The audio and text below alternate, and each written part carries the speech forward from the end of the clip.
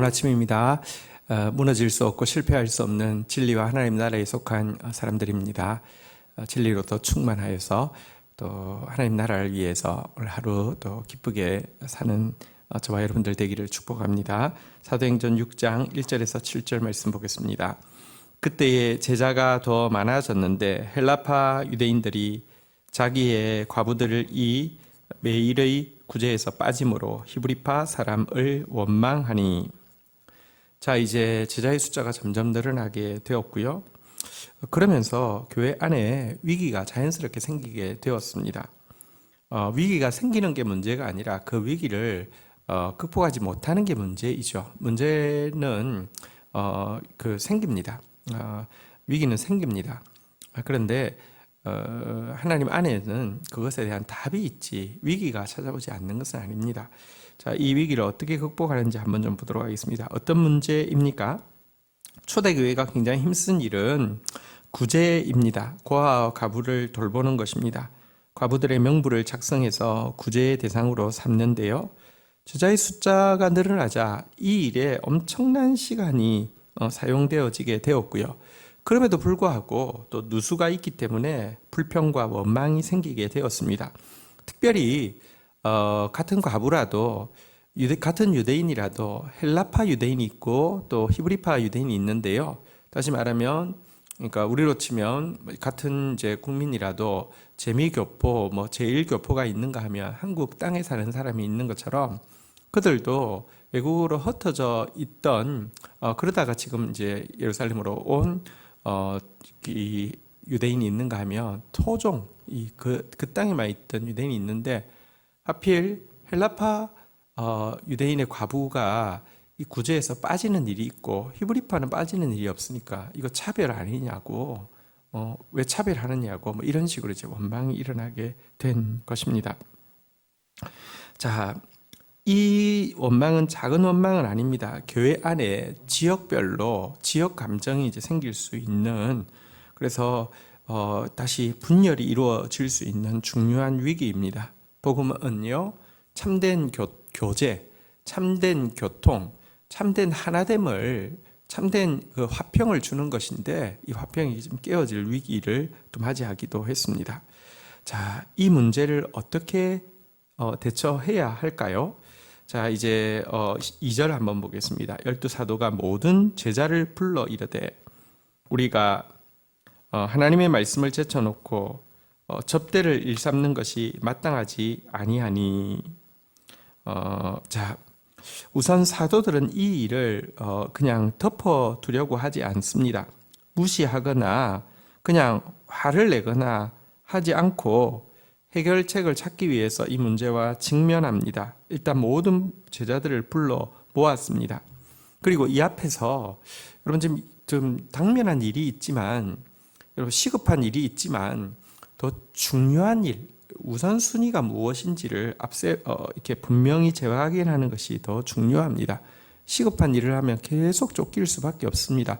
당면한 일을 하면 끝없이 그 일 속에 빠지게 되어 있습니다. 그러나 교회 공동체가 무엇 하는 것인가, 그리고 교회 공동체에서 사도가 어떤 역할을 해야 되는 것인가, 우선순위와 더 중요한 일을 정확하게 할 필요가 있습니다. 이것이 문제 해결의 출발입니다. 자, 그는 사도가 이 하나님의 말씀 전하는 것 제쳐놓고 접대하는 일, 이 봉사하는 일, 구제하는 일에 전체가 되어지고 전부가 되어져서는 안 된다는 사실을 분명히 하고 있습니다. 자, 그러면서요 3절, 형제들아 너희 가운데 성령과 지혜가 충만하여 칭찬받는 사람 7을 택하라. 우리가 이 일을 그들에게 맡기고. 4절, 우리는 오로지 기도하는 일과 말씀 사역에 힘쓰리라 하니. 그러면서 자신들이 해야 되는 사실은 제일 중요한 책무는, 또 교회 공동체의 제일 중요한 사역은 말씀과 기도임을 분명히 하면서 바르게 말씀을 가르치는 일을 위하여서 헌신하는 것과 또 이 말씀이 열매 맺는 일을 위하여서 기도하는 일에 자신의 전부를 드릴 터이니, 그렇다고 이 지금 당면한 일, 시급한 일을 관가하겠다는 것이 아니라 이 일을 맡을 일꾼들을 택하자, 이렇게 이야기를 하고 있습니다. 새로운 직분을 세우는 것입니다. 이 직분은 이제 이전에 유대교에서는 찾아볼 수 없는 직분이죠. 물론 사도라는 직분이 유대교에 있는 것은 아니지만 어쨌거나 예수님이 세우신 것은 마치 여호와 하나님께서 제사장들을 세우시는 것과 같은 그런 의미니까 그렇다고 할 수 있는데요. 지금 이제 집사라는 제도가 세워지고 있는데 이것은 유대교 안에서는 전례를 찾아볼 수 없는 이런 새로운 이제 제도가 되는 것입니다. 이것으로 이제 유대교와 완전히 이제 분리가 되는데요. 자, 이 집사가 되기 위해서 세 가지 조건이 지시되어 있음을 3절에서 볼 수 있습니다. 성령이 충만하고 지혜가 충만하고 사람들에게 칭찬받는 사람, 이것이 세 가지 조건이었습니다.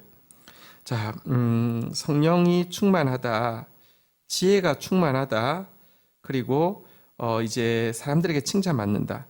첫 번째는 성령이 충만하다는 것은 이제 신앙이 이렇게 정말 온전한 신앙을 가졌다는 것이죠.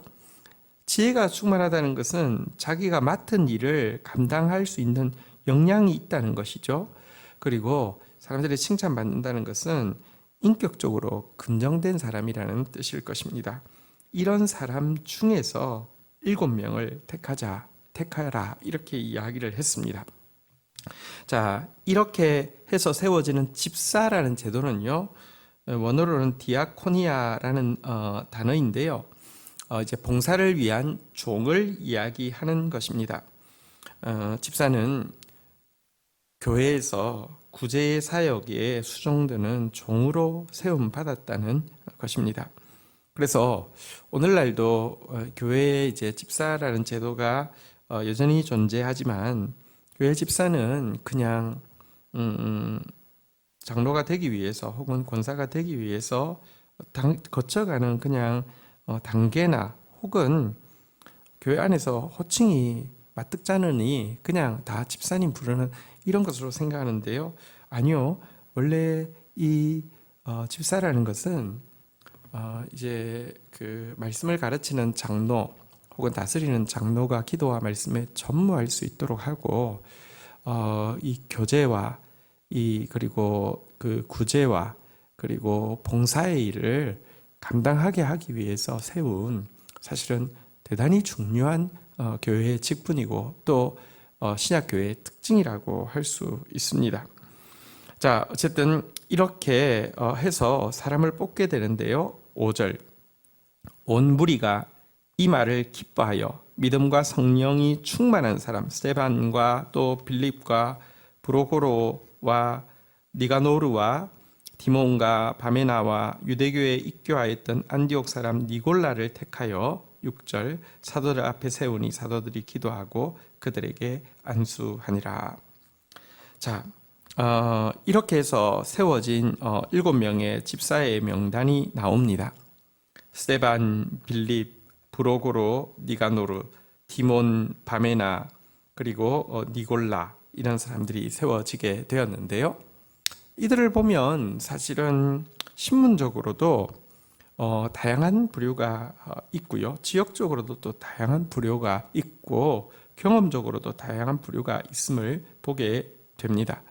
어쨌든 처음 세워진 이 7 이들이 이제 그 12 사도가 온전수인 것처럼 또 7이 온전수이지 않습니까? 그래서 이 일을 이제 새로 감당하게 되었고요.